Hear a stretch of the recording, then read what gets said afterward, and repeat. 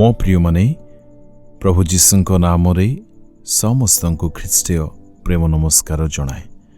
ମୁଁ ଆଶା କରୁଛି ଆପଣମାନେ ସମସ୍ତେ ପରମେଶ୍ୱରଙ୍କ ଅନୁଗ୍ରହରୁ କୁଶଳରେ ପୁଣି ଭଲରେ ଅଛନ୍ତି ବୋଲି। ପ୍ରଭୁଙ୍କ ଲୋକମାନେ ପରମେଶ୍ୱର ପ୍ରତିଦିନ ଆମମାନଙ୍କ ସହିତ ଉଦ୍ଧାର କରନ୍ତି, ଯୀଶୁ ଉଦ୍ଧାର କରନ୍ତି ସେବା କାର୍ଯ୍ୟ ଦ୍ୱାରା କଥା ହୋଇ ଆସୁଅଛନ୍ତି। ତଦ୍ୱାରା ଆମେମାନେ ଅନେକ ଈଶ୍ୱରଙ୍କ ବାକ୍ୟ ସମୂହ ଦେଖି ଆଶୀର୍ବାଦ ପାଉଛୁ। ଆଜି ପରମେଶ୍ୱର ଆମମାନଙ୍କୁ ମଧ୍ୟ କଥା ହେବା ପାଇଁ ଚାହାନ୍ତି। ଜାଣନ୍ତି ତାହା କ'ଣ ଅଟେ? ହୋସେୟ 13 ଅଧ୍ୟାୟର 9 ପଦରେ ତାହା ଲେଖାଯାଏ, ହେ ଇସ୍ରାଏଲ, ତୁମ୍ଭେ ଯେ ଆମର ବିପକ୍ଷ, ତୁମ୍ଭ ସହାୟର ବିପକ୍ଷ ହୋଇଅଛ, ଏହା ତୁମ୍ଭର ସର୍ବନାଶର କାରଣ। ପରମେଶ୍ୱର ଏଠାରେ ଇସ୍ରାଏଲକୁ ତାଙ୍କ ସର୍ବନାଶର କାରଣକୁ ଦର୍ଶାଉଛନ୍ତି ବା ସେ ଏଠାରେ ବୁଝାଉଛନ୍ତି। ଇସ୍ରାଏଲର କାରଣ ବିପକ୍ଷ ସେ ହେଉଛନ୍ତି, କାହାର ସହାୟର ସେ ବିପକ୍ଷ ହୋଇଛନ୍ତି।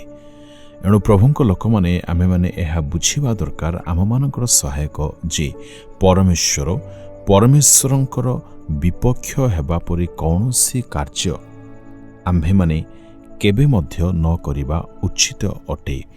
ଏଣୁ ଆମ୍ଭେମାନେ ଆପଣା କର୍ମ ସକଳର ପରୀକ୍ଷା ସମୀକ୍ଷା ପ୍ରତିଦିନ କରିବା ଦରକାର। କାଳେ ଆମ୍ଭେମାନେ ଆପଣା ସ୍ୱଭାବ ଦ୍ୱାରା, କାର୍ଯ୍ୟ ଦ୍ୱାରା, ଆପଣା ଆଚରଣ ଦ୍ୱାରା କ'ଣ ପରମେଶ୍ୱରଙ୍କୁ ବିପକ୍ଷ ହେବା ପରି କାମ କାର୍ଯ୍ୟ କରୁଅଛୁ କି?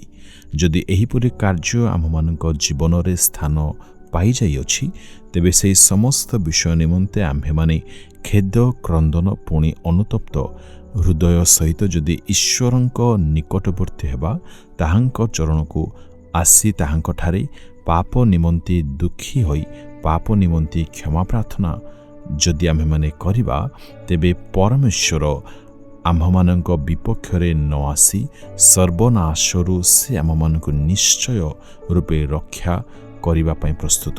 ଏଣୁ ଆମ୍ଭେମାନେ ଆପଣା ଜୀବନକୁ ସମ୍ପୂର୍ଣ୍ଣ ରୂପେ ଅନୁତାପ କରି ତାଙ୍କ ଚରଣକୁ ଫେରି ଆସିବା ବହୁତ ଆବଶ୍ୟକ ରହିଛି।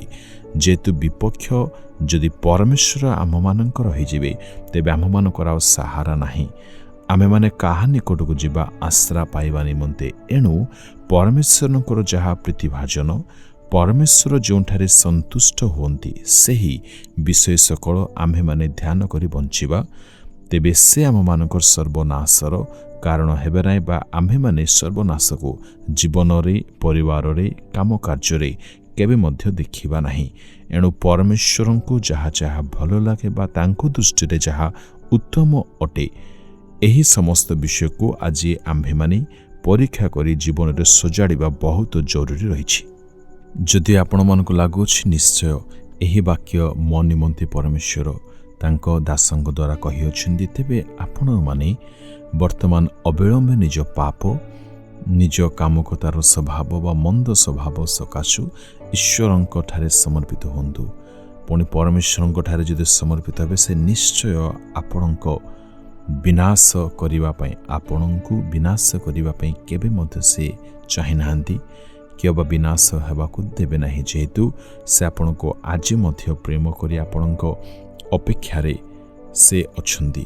ଏଣୁ ଯଦି ଆପଣମାନେ ଫେରିବେ, ପରମେଶ୍ୱର ଆପଣଙ୍କୁ ବିନାଶ କରିବା ପରିବର୍ତ୍ତେ ସେ ଆପଣଙ୍କୁ ସୁରକ୍ଷା ପ୍ରଦାନ କରିବେ, ଆପଣଙ୍କୁ ପୁଣି ଥରେ ଗଢ଼ିବେ, ପୁଣି ଥରେ ସେ ଆପଣଙ୍କୁ ପ୍ରେମ କରିବା ପାଇଁ ପ୍ରସ୍ତୁତ ଅଛନ୍ତି। ସେ ଆପଣଙ୍କୁ, ଆପଣଙ୍କ କାମ କାର୍ଯ୍ୟକୁ, ପରିବାରକୁ ତାଙ୍କ ଆଶୀର୍ବାଦରେ ଭରିଦେବା ପାଇଁ ସର୍ବଦା ସେ ଏକାନ୍ତ ବାଞ୍ଛା କରିକି ରହିଥିବାର ଆମେମାନେ ଦେଖୁଛୁ। କିନ୍ତୁ ମୂଳ କଥା ହେଉଛି ଆମ୍ଭମାନଙ୍କୁ ପାପ ନିମନ୍ତେ ଅନୁତାପ କରି ଫେରିବା ବହୁତ ଆବଶ୍ୟକ ରହିଛି। ଏଣୁ ଆସନ୍ତୁ ସମର୍ପିତ ହେବା ପ୍ରଭୁଙ୍କଠାରେ। ପ୍ରଭୁ ସମସ୍ତ ବିଷୟରେ ଭାର ବୋଝ ଉଠାଇ ତୁମେ ଗୌରବ ପାଅ। ଯୀଶୁଙ୍କ ନାମରେ ଆମେନ୍।